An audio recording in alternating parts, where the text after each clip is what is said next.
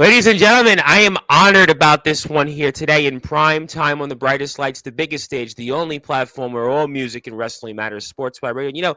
A few days ago, we had on this guy named Raven. We're talking about this film, Nevermore, The Raven Effect. Obviously, a once-in-a-lifetime moment here for us to have the man, the myth himself, the legend Raven, and the man that, well, he was the one that talked about and directed the film that everyone's talking about. I mean, I just rewatched it again before we went on the air. Obviously, this is the man that is Mr. Geordie Day, and Geordie, of course, is also the owner of Night School Films, and he's done a lot of great work, and it's really fascinating to see that journey. And Geordie had a front row seat, figuratively and literally, and he obviously shadowed the man. He had many, many hours worth of footage that he could only use so much of. It's about just under 2 hours worth. And usually I go into the whole spiel of an intro here, but I know you're a busy man. I know you have a lot on your plate. And I want to say, first of all, thank you so much for the opportunity. Thank you for everything you've done. And it's, to me, this is the perfect film in a lot of reasons, not just because you're here or Raven was here. It was because me, myself, and my platform, I'm a music and a wrestling station. And Raven kind of fits that perfectly into a T. I heard so many band references. I heard so many different things from back in the day. So obviously for you, Geordie, an absolute honor to have you on here and talk to me about, first, for those that are listening and watching here in prime time on the brightest lights, the biggest stage, the platform that you and Raven have most certainly helped build, Sportzwire Radio. Talk about the overall reception of the film and how it's felt for you. Appreciate that. What an intro. Thank you so much. I was going to do a long one, man. but I figured, we're a serious film and, we'll do it next time. No, appreciate it. That was great. The reception seems really positive so far. Like all the reviews I'm seeing, especially from wrestling fans and diehard fans, has been really positive. I have a lot of respect and reverence for the art of wrestling and the fan base. Like I think wrestling fans are really, really smart and very savvy to the business. And so to kind of get some of those fans' stamp of approval means a lot. Like definitely made the documentary for them. So really appreciate that. And what I thought was so fascinating about you was you were an ECW fan, but you actually are north of the border in Calgary, obviously a lot farther from the border from where I am. I'm in New York, and you were an ECW fan. So in a way, this is something that you, growing up, who would have known all these years later, you would, well, have a film on a lot of ECW, and certainly one of the cornerstones of what ECW became and still is today in Raven. Totally. Yeah, absolutely. It was a bit surreal for sure. I grew up a big wrestling fan. Calgary's a big wrestling.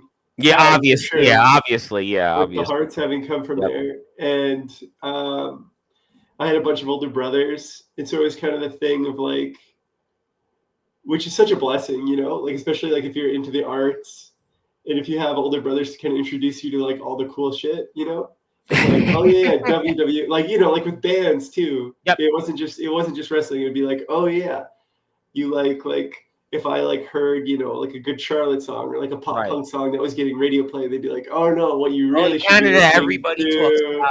Well, in Canada, it's always Rush, it's always Nickelback, it's always Triumph, which has come back. So it's always certain bands that are always, right in front of Loverboy, a little bit before that. But I mean, Loverboy's from Calgary. That's that's good knowledge base for sure. I think, but I was into punk rock, but it was like I got into punk rock because I started listening to pop punk that was like on the radio, like Sum 41, like Blink-182. And I remember I was in school. All the kids had spiky hair and cargo pants. Listening to Sum 41, Good Charlotte. I remember it like yesterday. Blink-182. Yep.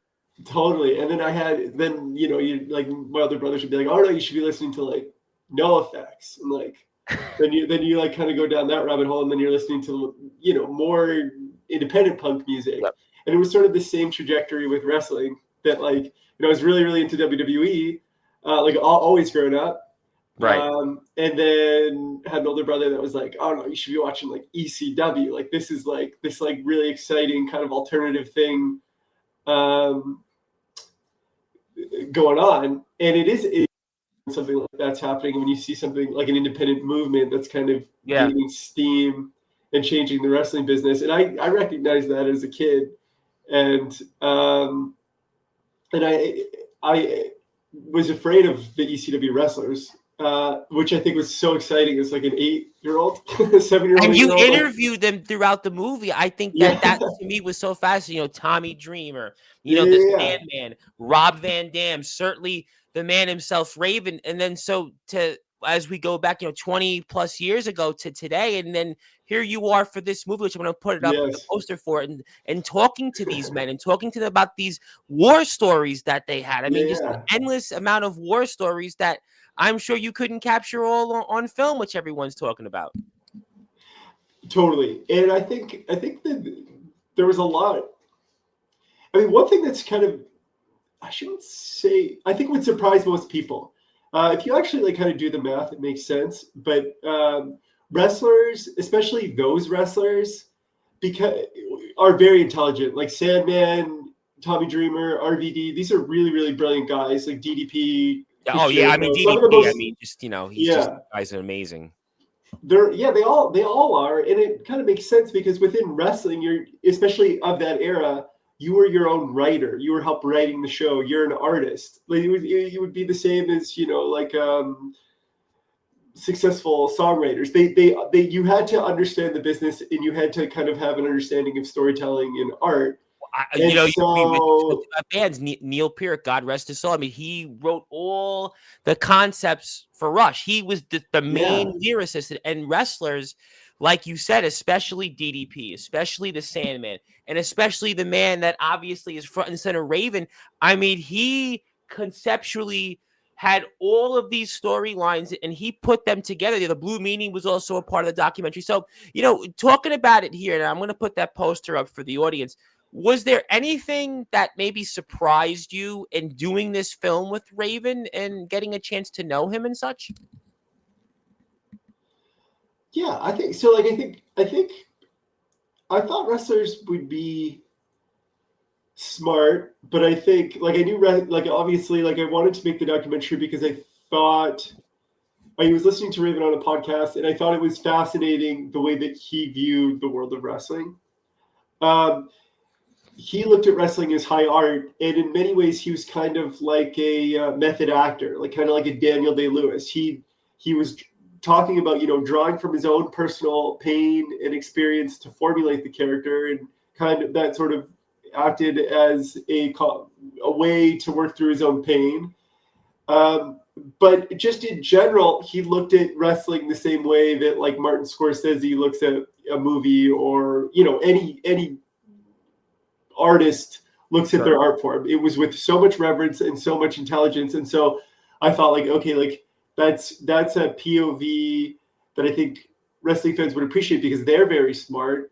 And but I think what I was like really blown away with is like every wrestler I interviewed was really smart, which is probably I shouldn't have been surprised by. It makes a lot of sense. I have And them on every day. The reason I was yeah, able to get Raven onto my platform because I have like a community, and I want to thank all the wrestlers and all the companies that have supported me in my platform, getting me to the thousands of followers and subscribers. And wrestlers are very intelligent because they have to think, yes, they have to come across. And you, obviously, being a director and running your own film company, you have that sense, and they have to almost predict the future, or they almost have to think about things conceptually.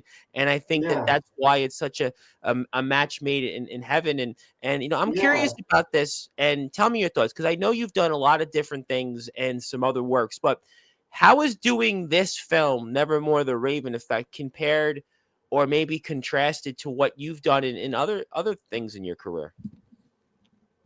Yeah, it's a good question. So I've been really fortunate that I've made a lot of different like kind of sort of like genres of documentary. Like some that are more cinema verite, where you kind of like Bob follow Probert one, someone. obviously, the Bob Probert one. Yeah, so I did the Bob Probert one is almost like similar in genre to this one. So so like the first documentary I ever did was like a history documentary for CBC on Alberta's history. So like that's like Wow. like worlds apart. And then it was like I did one on wolf management in Alberta. I've done one like on like pediatric heart surgery in Guyana. Like there was lots of different styles and types of documentary. And then when I did the Bob Probert documentary, had the opportunity to do that. Like I was watching the Amy Winehouse documentary, and I thought it was really interesting how present she was in the film, despite the fact that she'd obviously passed.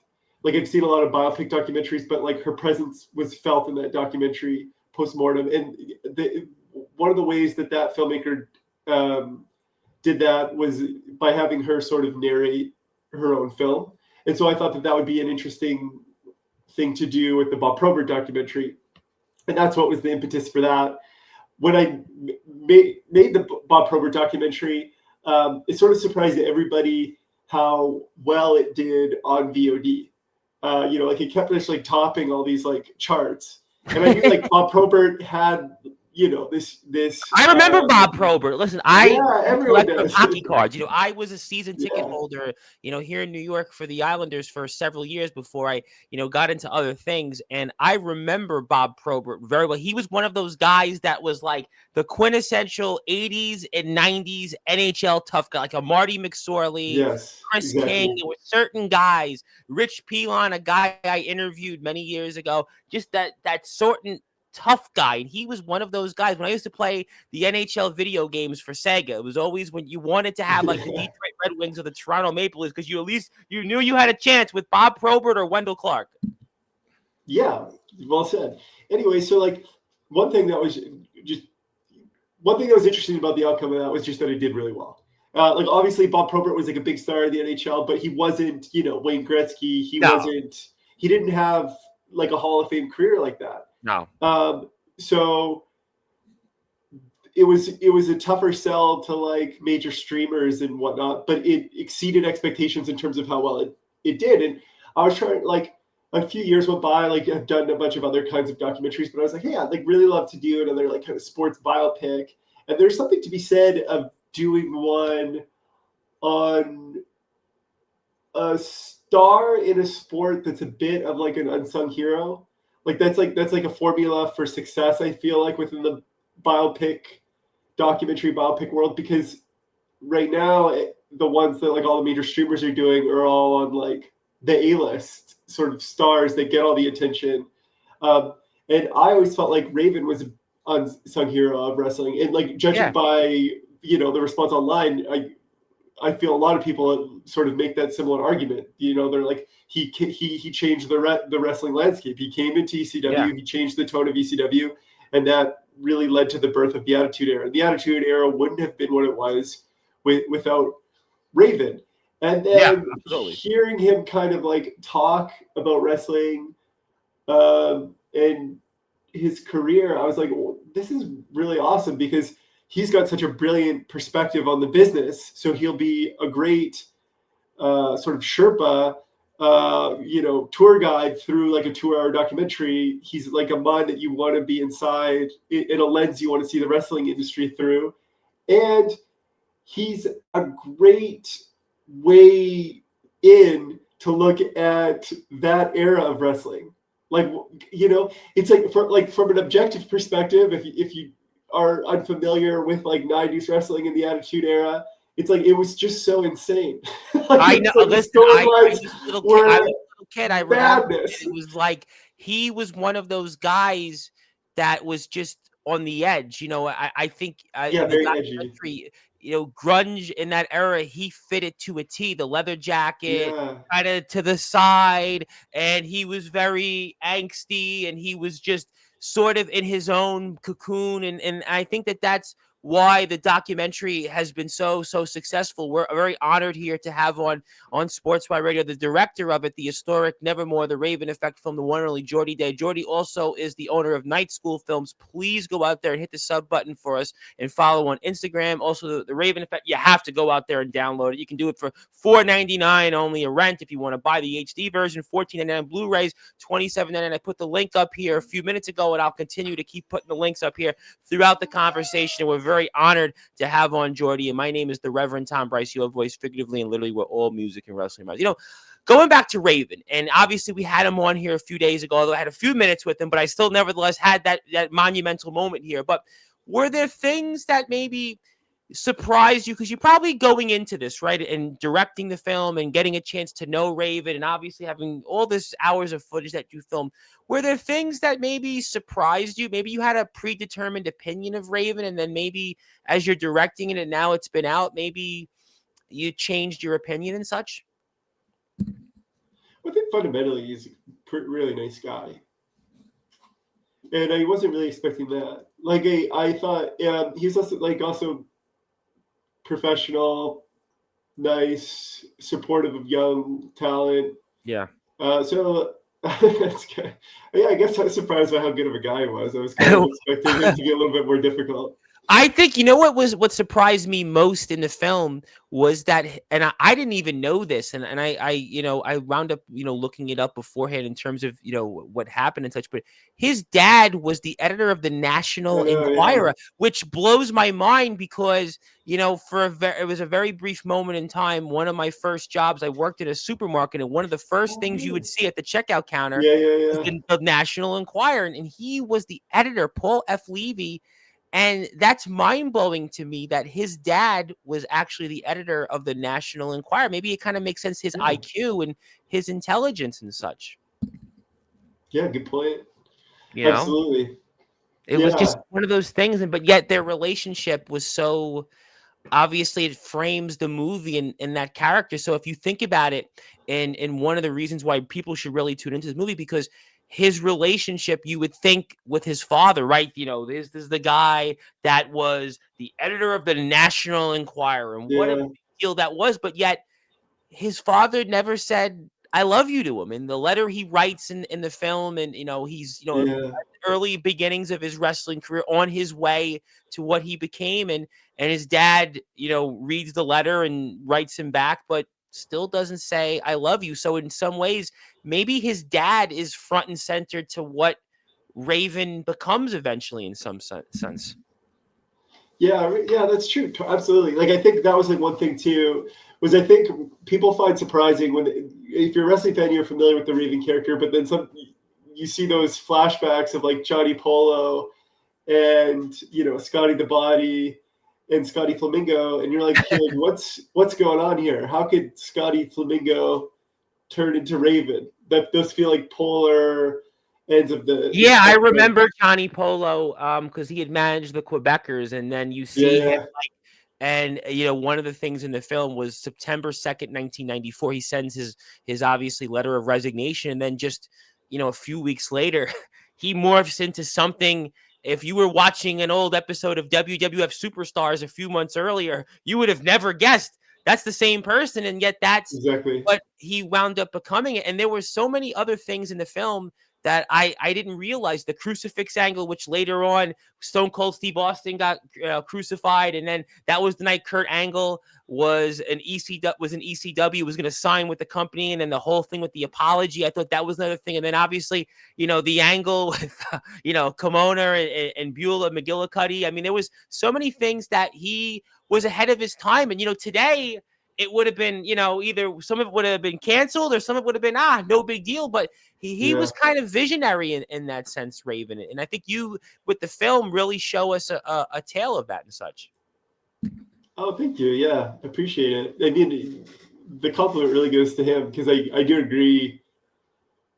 Yeah, I think those angles, which the WWF essentially ended up copying. Yep, they did. They copied all the stuff ECW did. Yeah, and it sort of created that whole Attitude Era thing with these angles that Tommy Dreamer and Raven were coming up with, and Paul Heyman, and it's an exciting and fertile ground, as a documentarian, to be covering a creative sort of revolution. And I think in my mind, you kind of want to get to the center of what would drive someone to do that? Where does that come from? Sure. And then and seeing somebody come from a very sort of chicken shit heel kind of character to a character like Raven, well, who is the real person? And I think what was interesting to me about the documentary was it's really, at the end of the day, just a portrait of an artist, and he and a portrait of a person that was able to that like maybe from like the outside kind of had it all going on. You know, he's like a Marine. He's essentially a bodybuilder. He's a real good looking guy, and he's a Yeah. real brilliant guy with like, you know, that comes from money. You know, I mean, Well, we he's talked about not. his dad. I mean, his dad was the editor of the Yeah, National Enquirer. That was, I mean, that was a job. The money that was there, and I think one of the things in the movie, there was a scene where I think was his sister says, you know, his dad was never home, and one of the things he kind of said to them was just, "Well, take the credit card and spend on what you want." I mean, you know, it was just that was just the mentality of where it just everything comes from. It reminds me, you didn't put it in the movie, but they actually did something on this on Nitro for a while. Was one of the yeah. skits they Oh had with yeah, yeah. him. They did that angle. Yes, and I remember that well. And you know, what was it hard for you though to show the drugs and you know steroids gets talked about by Raven early in the film? Was it hard to showcase that and all the toll on the bodies, especially Raven's? Obviously, Sandman, well documented. Obviously, the scene with Sandman, and you know he's practically Rhino, who I interviewed many months ago, said he was dead, and Right. then he was there, and you know Tommy Dreamer's first show out there. But was it hard for you to document the drug use and hearing Raven talk about that and others in the film? It wasn't hard for me. I think that's like kind of one thing. Like when you're making an independent documentary, you have to think like, hey, like what can we bring to the table that Right. like you know, corporate entity like WWE maybe can't do. And Sure. like and that's like a certain level of honesty that they can't touch. And so like so, right, like so some that's like kind of good. So you kind of know like you want to be honest in a way that they're not able to be, and that means, you know, diving into like the CTE and the drug use. And I found that wrestlers are very willing to be honest about that. It was kind of an epidemic within the industry that Listen, it mirrors the rock industry. I've had on a lot of you yeah, know you're hard right. rock Yeah, and yeah. heavy metal musicians. You know, I had on the singer for who was for the band Saliva, Josie Scott, and I asked him Oh about really? advice. Yeah, and one of the things he said a couple months ago was, you know, don't do drugs. Whatever you do, don't do drugs. And it was like it was Yeah, you know ingrained in my mind here in the States. It used to be the commercial. This is your brain on drugs, and in some yeah, ways, not that Raven was telling us not to do drugs, but you could see the toll on his body. And, you know, one of the things that he said here, and he's obviously said this everywhere in interviews, and I'm curious on how you feel about this, is that he doesn't want to watch the film. He's seen it, but he doesn't want yeah, to watch it and relive it because of all the pain. And yeah. how does that make you feel as somebody that obviously documented this and directed the film? Oh, I think you have to be conscious of that reality, like when you are making a biopic on someone. And there's this, I mean, that's why there's like such a massive ethical responsibility. Like when you take on someone's narrative, people's like personal narratives are so important to Sure. themselves. Sure. It's like, I mean, that's like basically what therapy is, right? Like you're reworking your narrative in your own head. So like when someone like gives you the trust to kind of like publicly create a narrative on them, they're really granting you a ton of trust. And like just through the nature of story structure, which is sort of like, you know, character versus like any kind of element or any kind of antagonist through like 2/3 of a movie, and then like then they can maybe overcome or fail against that like antagonist, right? So it's like Yeah. at least 2/3 of the movie is going to be struggle. And that's all well and good when it's like a fiction movie that's like really fun. But then when watching yourself go Yeah. through all the struggles of your life for 2/3 of a movie is a pretty intense experience.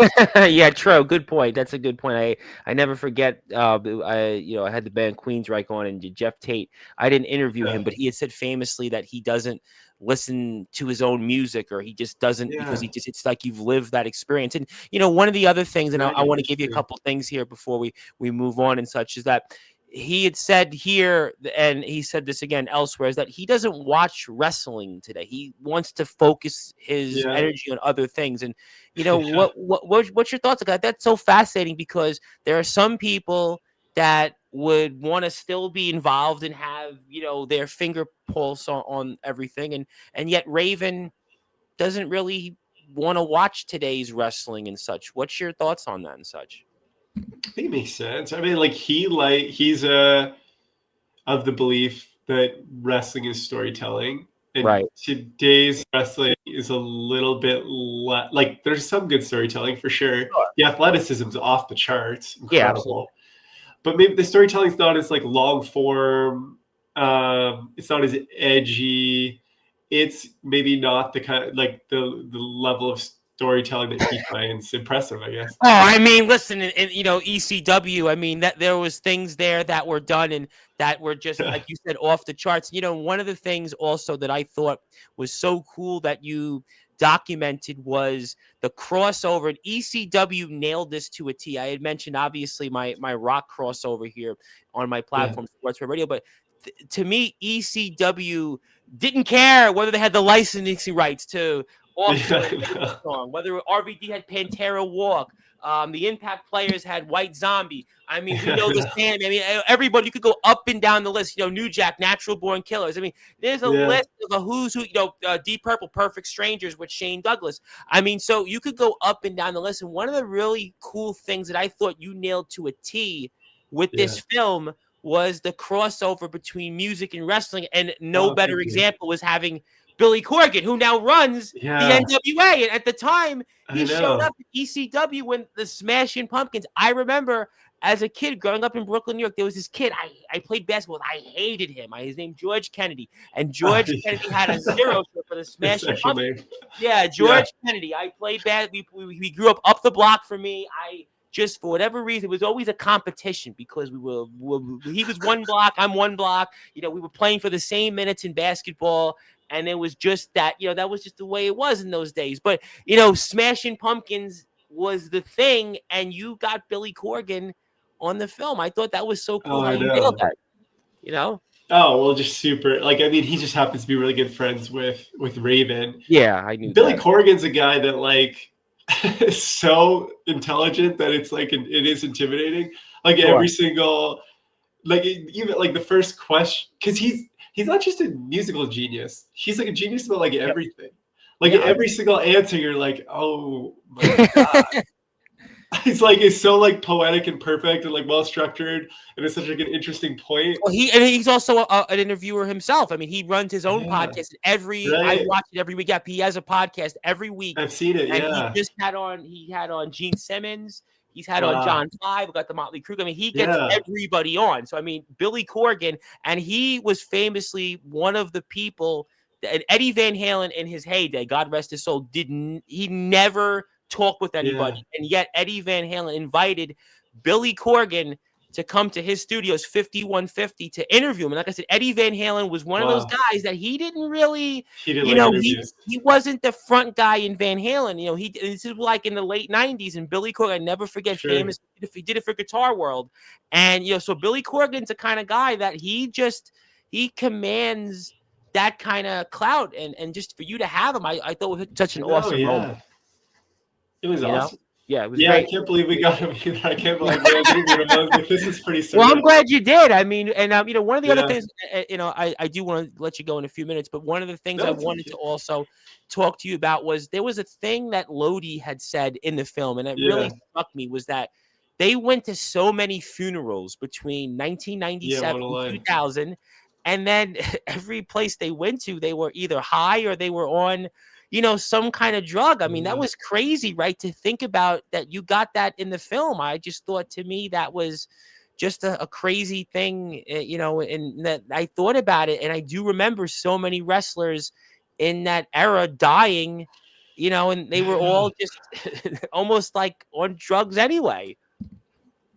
It was a crazy thing to think about and such. It is. Yeah. It's interesting. The psychology of that is like kind of hard to wrap your head around. And they just and Lodi talked about it like it was nothing. Like you would have thought, Louis Spicoli's name was brought up during that. I mean, there was a ton of dead. Rick Rude had died around that time, who was in ECW. He was actually famous, the only person to be in an ECW, WCW, and a WWF show in 1 week, the all same period consecutively.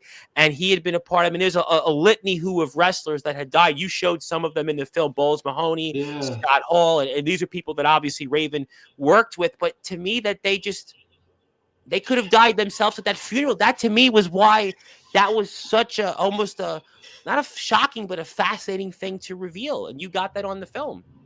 Yeah, absolutely. Yeah, I think like from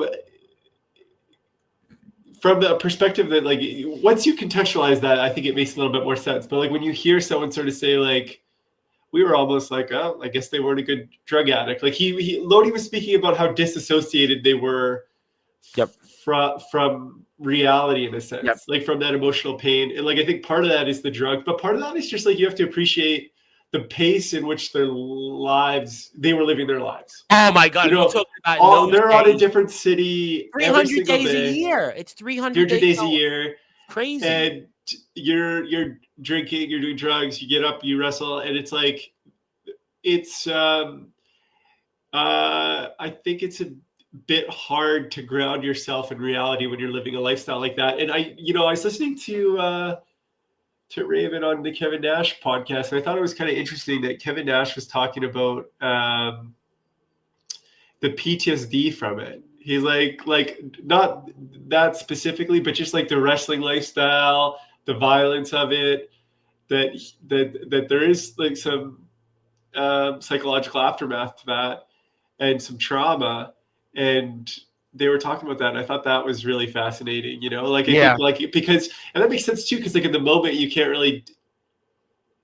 really stop to like mourn all your friends that are dying and really live a normal life when you have to be in the next city and you have to be wrestling, and you just have to keep show must go on. The show must go on. It's just such a brutal, difficult lifestyle, especially then, right? Like the wrestlers were wrestling a lot more. Talk about 200-300 days a year that they're wrestling, no days off, their families they don't see. I mean, it's just I just had on Phil Lewis of LA Guns, and they did 100 shows in like 9 months, and you think about that in wrestlers, that's why there's just so many. It's so difficult. That's true. The bands were like that too. Like I mean, I guess that's a bit of a different thing, but you think of like those like Motley Crue tours where they literally tour for like 2 years. Well, I mean, listen, like I mean, you're like from Canada. I mean, Rush famously, there's a 20-year period. It was album tour in a row. So, you think about with wrestling, bringing it back to the film. That's what Raven's life was. You documented from, when he came out of the Marines to, probably toward the later end of his career. You're talking about a 20-year period where all this guy did was go out and be on the road. And the other thing that was fascinating was his life could have been totally different. He had the job in the WWF. He had the job with the health benefits. He had the job with the 401k. He had the bigger pay, but up for his love of the craft. He didn't want to be somebody that was a backstage person. He could have easily been another Pat Patterson. He could have easily been another Bruce Pitcher. Who even knows? He could have been one of those guys right underneath at the time Vince McMahon. He was being groomed for that, and he gave it all up because he really wanted to be a wrestler. And I thought that was such a fascinating thing that you were able to showcase in the film.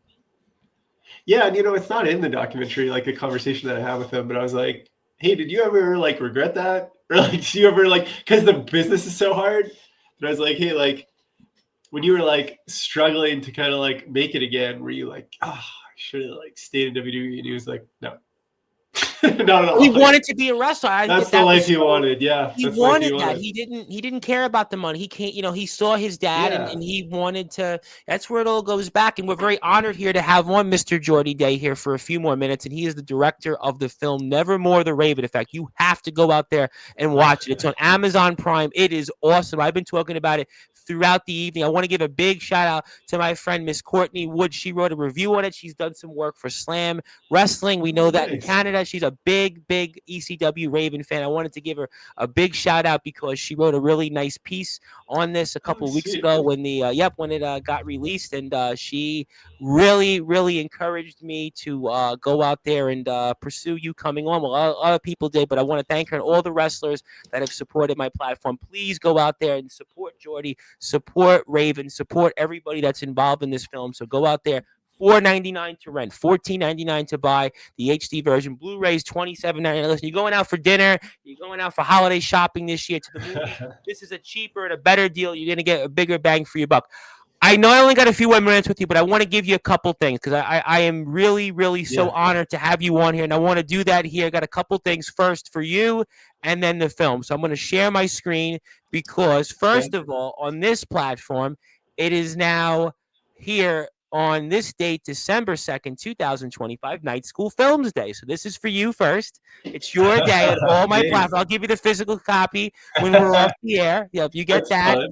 And then I have something else for you because I gave Raven something, and I think you'll probably enjoy this just as much because I am now officially putting your film and Raven's film into my Hall of Fame, the Sportswire Radio Hall of Fame. So Oh, thank congratulations! you. Yeah, I thought that Oh, would be thanks. I love that. That's yes. great. I thought Raven being in the TNA Hall of Fame and I thought that Yeah. we should now put not only him but also the film, and which means you're in the Hall of Fame too as well. So I Oh, definitely thank you. thank you for that. We'll give you the physical Appreciate copies it. when we're off the air. Before I let you go here, for you when it came to what maybe Raven was, is there one or two moments that stood out most in your time with Raven, or maybe even in the film itself? Well, I think you definitely touched on one. I mean, the fact that he was willing to walk away from the WWE says something to me. That's like, he'd rather be a struggling artist than an office guy. So I love that. And um, one moment that Anything? It could be in the film, not in the film. Anything that you talked about, obviously, which the job he had well, that I guess job. I guess I sort of found it like kind of fascinating that like the struggle to sort of um, find pride in his career. Like he felt He he didn't like like it, but talks. he talked about And that he when thought I interviewed him. He he was thought he like, kind of failed "Yeah, as a wrestler, which was sort of like mind blowing to me. Because like again, like all the bands that I liked, like I always liked like the influential, like edgy me bands too, that like me too." influenced the mainstream more than Yep. like maybe like the straight up And mainstream he pop did, and you acts. know what? And I And I kind of sometimes, look at his career like that. Like I look at yeah, him as I like I felt the same one of way. these awesome bands that kind of changed the business. Like to me, it's like it's hard for me to like understand how changing the business isn't a greater honor than being world champion, because world champion's just a part of the show. Like that's do It's you know what I yeah, mean? It's not a real like. Sorry, I don't want to say it's not real, but it's like it's a part of the writing. It's a part of the storytelling. right. Like, Somebody and I has mean to that like in all sports, like or in that's like belts are just a part of the story. Like from my yeah, perspective, it's really like what did you contribute to the business? Like that's kind of the way I look right. at it. Like what did you contribute to creatively? Is what I find most exciting. Obviously, that's like why I'm like kind of drawn to his story. But he's a fascinating guy because he was so cutting edge, like in terms of what he was He doing was within the so ahead of wrestling his space. time. But He looked, yeah, he has an appreciation for the old school in a way that's like he did, fascinating to me. yeah. Like he appreciates the history of wrestling and the tradition of it and like the cultural traditions of it. And so his dream was to be, world heavyweight champion of the WWF. And it's just was a struggle for him to kind of come to terms with that pride in what he was able to give back to the business. And so like, there were a few moments that sort of spoke to that, but that was, I guess, sorry, I'm kind of rambling in It's terms of hard answering because your you know what, question, but and I'm going to ask you one more question before we sign yeah, off. yeah, right on.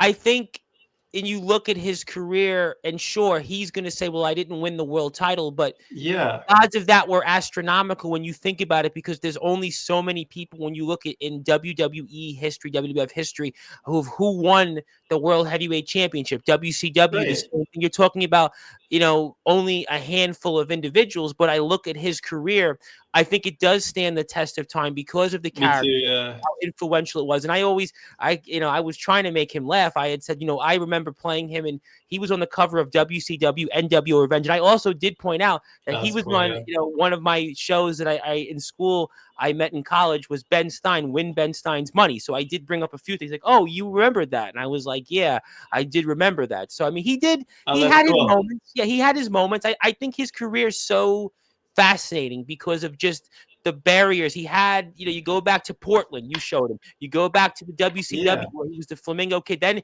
we know him as Johnny Polo, but then he takes this chance. He goes to ECW, and then he makes history. WCW, he does, have some success. He comes back to WWE, and then he goes to TNA, and that's where he becomes a Hall of Yeah. Famer. And he does so. Exactly. Like, I guess it just comes down to me. Like, it's like one of my favorite bands, like the Talking Heads. Yeah, absolutely. I know Talking Heads are their Never favorite had a band. number. They never had a number one hit. No. Most of my favorite bands never had a number one No. hit. In my mind, I'm like, who cares?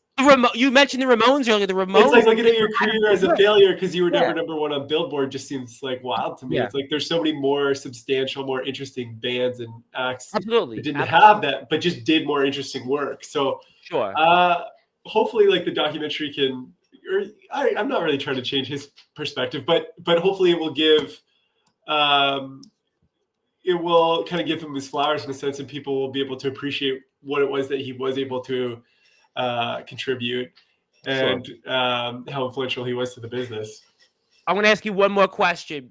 For anybody that hasn't watched the film, whether it's a wrestling fan, non-wrestling fan, what would you want them to know or take away from this so that they should go out there and either download, rent, or buy Nevermore the Raven Effect?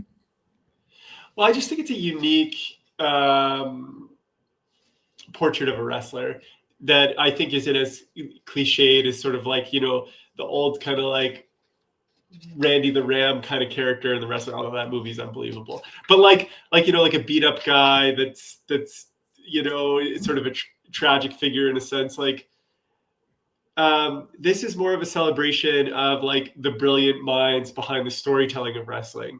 And it's sort of a fresh perspective in that like you're spending 2 hours with one of the most brilliant minds in wrestling history, and through that, I think there's like a really like interesting psychological thing going on with someone wrestling with like, who's the character, who am I, what's my life, and like kind of this battle that he's having with mental illness. So, I think like, we've seen really good movies on wrestling and we've seen really good movies on artists.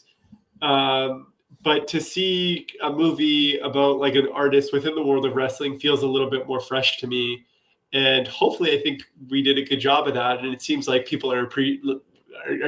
So it's outstanding. Give it a shot. It's a fun movie. I think it's a smart movie. Maybe sometimes people don't appreciate how smart wrestling fans are, and I feel like this movie does appreciate that. So I think it's smart as far as wrestling documentaries go, and it gives wrestling fans that credit. Absolutely, no question about that. And I want to, before I give you the floor for closing thoughts, I want to shout out my hall monitor here on Sportzwire Radio, Mr. Justin Parsley, who watched it the other day and wanted to say it was awesome. He was a big Raven fan. He was inspired by Raven, and he's my hall monitor here on Sportswire Radio. He's one of the premier wrestlers out there, and we want to thank everybody for giving us this opportunity. We want to thank, obviously, the team at the Nevermore the Raven Effect, obviously Ravens team, you, and I want to pass the baton to you to give you some closing thoughts. Anything else you want to plug, share? So I'm going to put your social medias up here as well, and take it away. Well, the Blu-ray with the limited edition slipcover, like that one, we put that on sale with Enjoy the Ride Records with Vinegar Syndrome, and it sold out in like a couple hours. Like I think they made like 500 of them, and they sold out in like the first hour. So, but you can, and so a lot of people were emailing me and messaging me on my social medias, kind of upset about that. Like, what? They're already gone. Like, what's going on? Enjoy the Ride Records, I think, has a few left. Like Okay. I think they literally have like 15 left. So if you so now is the time to pick that All up. right. And there's not a lot of the just the standard Blu-ray without the slipcover either. I don't think there's very many. So if you were kind of waiting, like, oh, I'll get around to buying one, there's not many left, so you should probably pick it up. Yeah, no, it's a good idea. No, you should pick it up regardless. It's an You outstanding should pick it up film. regardless. The DVD's Yeah. the DVD's really cool too. Like there's so much there was so much that we cut from the documentary, like so many good interview bites.